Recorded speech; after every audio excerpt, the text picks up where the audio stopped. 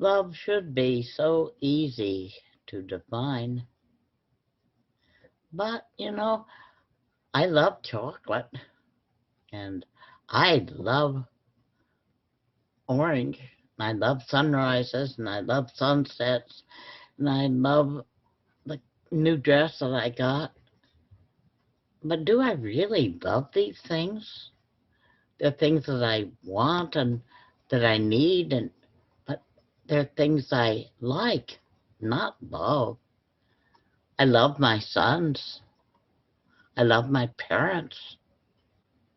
I guess I love things when I shouldn't. And I love people, not always when I should.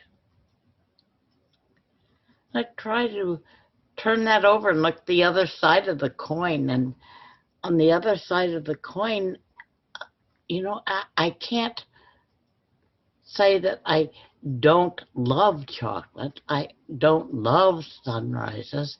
I say I don't like, which further solidifies my feeling about things and people.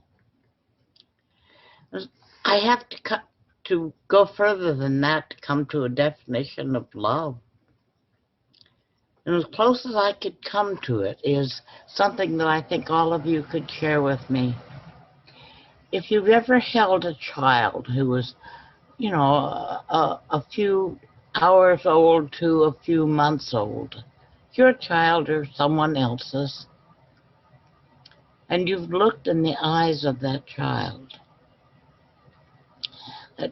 who has no language, no words, no even concepts from which to form words, has no knowledge of religion or color or sex or boundaries or creeds or maps.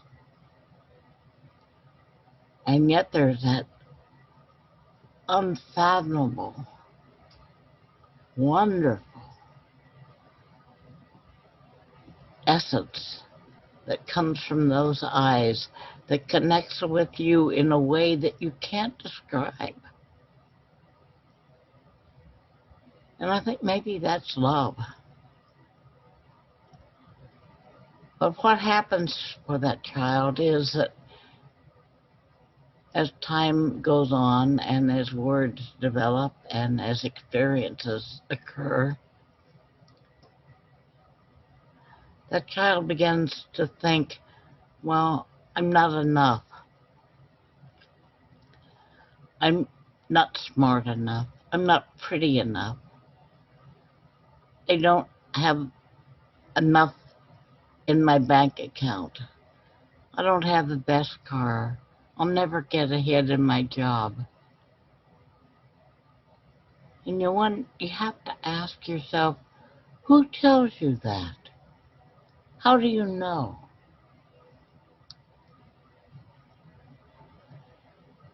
And I tried to think, how could I overcome those things? What hint could I give? And I'd like you all to join me right now and put your right hand over your heart.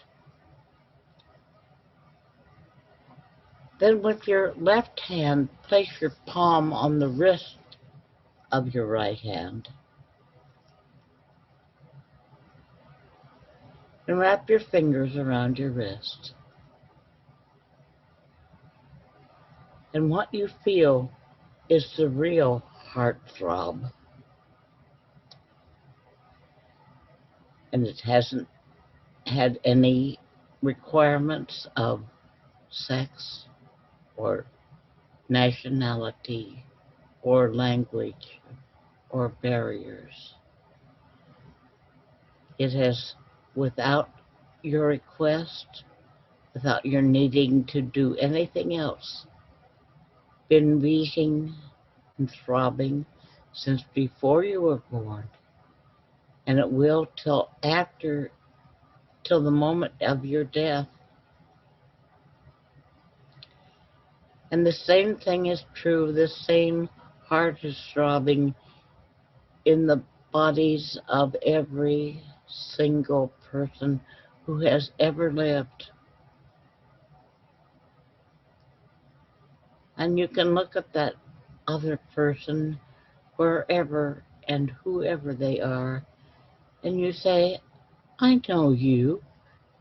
You're just like me.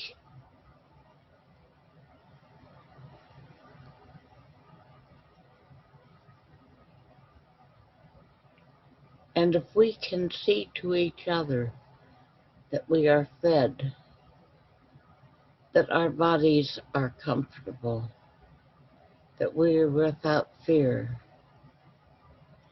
then we can all know love.